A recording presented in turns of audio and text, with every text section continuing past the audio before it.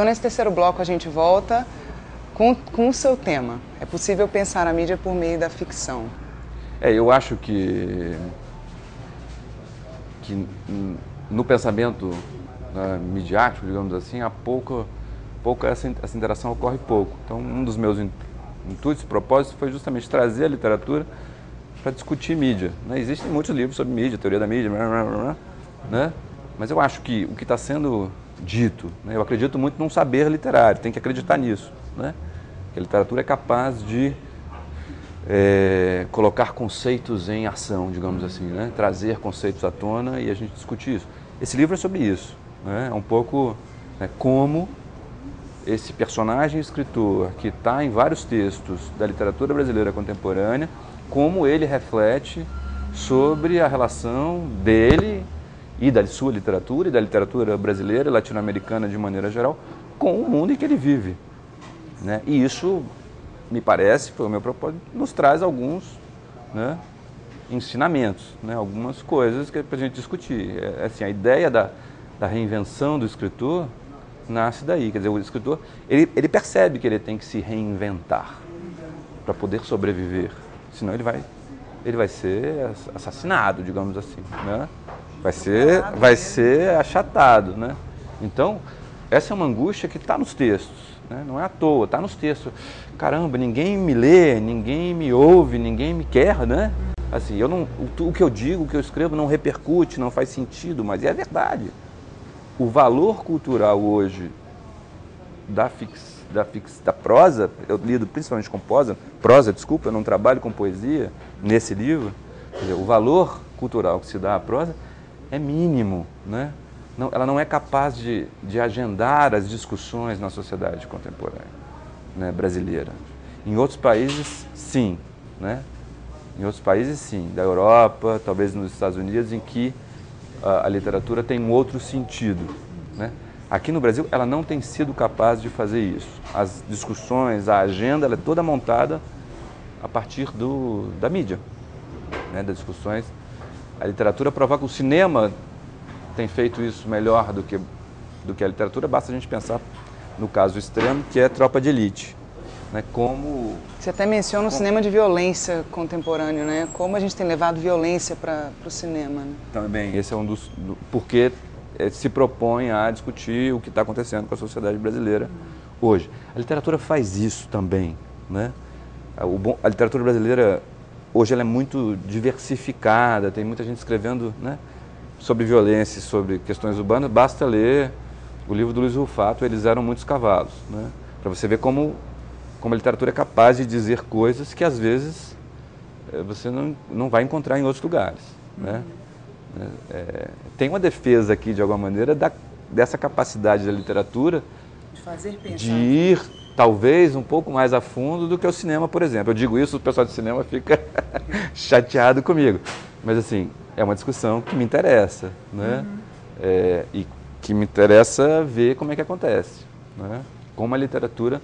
E o meu intuito aqui é como a literatura foi capaz, nos últimos 20, 25 anos, de fazer uma reflexão sobre os meios de comunicação, de criar um certo pensamento sobre isso, né?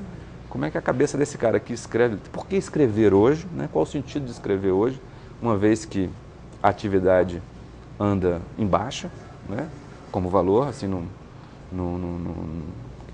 ninguém pede a alguém que seja escritor, né? Não tem muita função isso, nunca teve, hoje muito menos, né? Não dá muita fama para ninguém, né? Então, ninguém vira uma grande celebridade, com raríssimas exceções, das exceções que confirmam a regra. Sem se apropriar, né? Você tem muitos escritores hoje, por exemplo, o Carpinejar, que participa ali do livro, no finalzinho, de uma certa forma.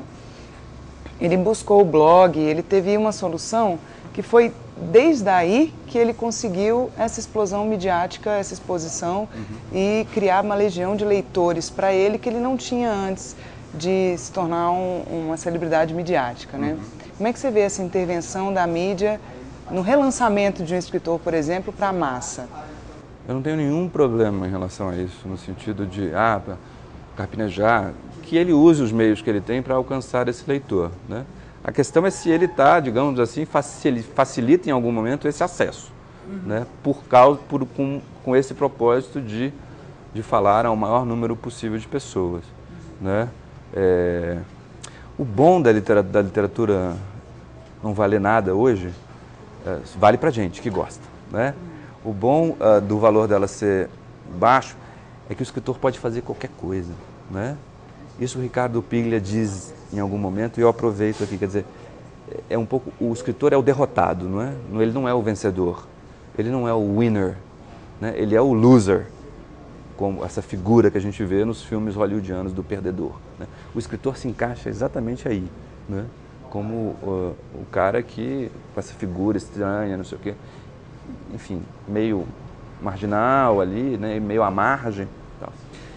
Como o que ele escreve tem pouca relevância em termos gerais, ele pode escrever sobre o que ele quiser, essa é uma liberdade absoluta. Né? Se o Carpinejar, ao entrar em blogs, ao escrever para revistas direcionadas às mulheres, que ele vem fazendo isso, escrevendo crônicas, se isso de alguma forma interfere ali na qualidade do seu trabalho, aí eu já acho que a gente tem que discutir. Né? Mas a interação por si, quer dizer, essa coisa de... as pessoas criticaram o João Baldo Ribeiro uma vez, eu lembro muito disso, que ele participou de um Cacete Planeta. Né?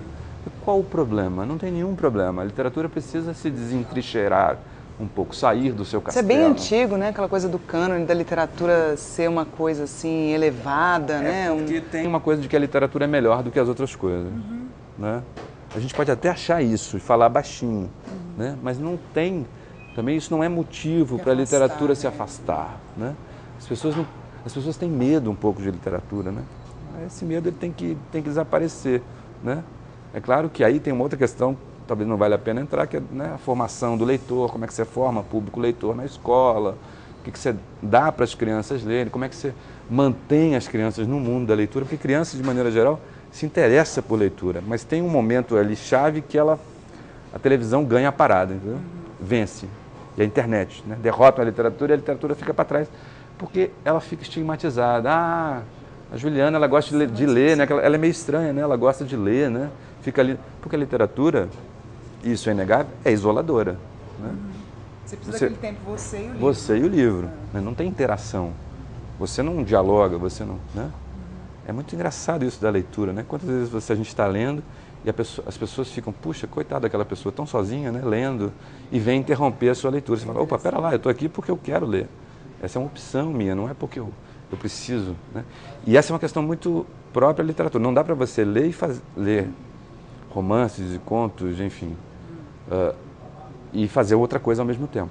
Essa é uma diferença básica em relação à mídia, por exemplo. Né? É possível ver televisão enquanto você come, enquanto você faz outra coisa, ouvir rádio, né?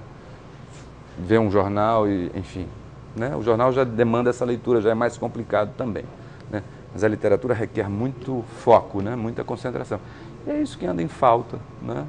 Quer dizer, enquanto a gente não achar esse tempo para ler, enquanto esse tempo não estiver disponível, não tem jeito, as pessoas não vão se interessar. Assim, o mundo do livro no Brasil, você sabe disso, quer dizer, ele só cresce, ele só se expande, né? Mas não necessariamente o mundo da literatura. Né? Os leitores de literatura, né, de prosa, de poesia eu nem falo, né, porque é ridiculamente pequeno esse mundo, né, vem diminuindo, né, vem diminuindo. Mas enfim, não quero ser muito apocalíptico em relação a isso, porque também tem um movimento... Não foi, a minha felicidade foi essa, porque eu estava esperando mesmo aquela coisa que a gente está vendo muito, né, quando que vai ser o fim do livro está decretado, aquelas discussões que eu acho que estão virando mesmice, a gente não está evoluindo no sentido de o que fazer de fato em relação a isso. E você brinca muito, você passeia pela música também, tem uma parte aí, um capítulo que você dedica a essa volta. E o teu desfecho, a tua conclusão, você dá um nome, desfecho cinematográfico, né? Tento trazer o cinema para dentro com a figura do escritor, né? Que aparece no cinema. O livro assim, dessa forma. Assim, o mundo está aberto aí para... Quer dizer, os escritores estão tentando achar uma brecha para se reinventar. E para reinventar a literatura que eles fazem, para competir de alguma maneira. Né? Competir saudavelmente. Não tem nenhuma coisa aqui de, eu quero derrotar alguma coisa. Né? competir para ver que espaço é esse que é possível de sedução, né, pela via do texto literário, com esse leitor que eu chamo de leitor espectador, na verdade, né? É um leitor que está interessado também em outras coisas. Você saiu otimista da tua pesquisa? Quando você terminou o livro, que você, como escritor, se viu reinventado aí no livro, porque é uma seleção de pensamento, de ideias, de tudo, como é que você se viu depois desse livro? Olha, eu acho que coincide o final do livro com um momento no Brasil, é isso que eu ia dizer, quer dizer, antes tem uma coisa nova, uma tensão nova à literatura que no momento em que eu começo a escrever a tese não havia, né? Eu acho que estava um momento de bastante desânimo em relação a isso, mas eu acho que tem uma renovação aí, tem os prêmios literários, muitos prêmios literários, tem um circuito de leitura tem um interesse novo na literatura que não está aqui, não está percebido. Mas quem lê o livro diz que ele é otimista, né, em relação à literatura, né? O Zé Castelo, na Orelha, fala isso, quer dizer, para a Orelha, para mim, foi surpreendente, porque, quer dizer, como se esses ensaios, uma colagem de ensaios, um grande ensaio, tivessem esse poder de, bom, vamos lá, vamos enfrentar esse inimigo, né? Pode até ser uma luta quixotesca, mas a gente precisa enfrentar esse inimigo para achar um lugar para a literatura, porque a literatura é importante, né?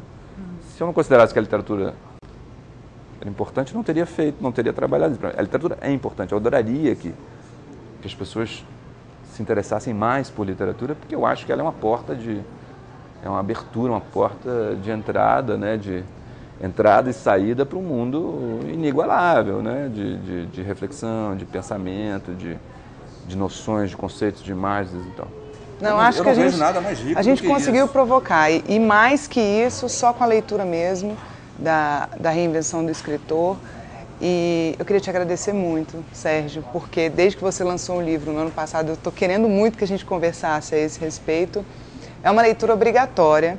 Eu acho que vocês perceberam hoje aqui com o Sérgio, a gente está conversando num novo espaço, que é o Sebinho, e a gente queria agradecer muito a Cida, que foi a responsável por a gente ter esse diálogo com um dos poucos espaços em Brasília, que merece ser mencionado, diga-se de passagem, em que a gente tem tanta oferta de tudo que é tipo de escrita, de tudo que é tipo de escritor e de mídias, porque trabalha com CD, DVD, livro, quadrinhos, gibis e etc. e tal. É uma provocação. Você precisa se reinventar como leitor, começa com o Sérgio. Até a próxima.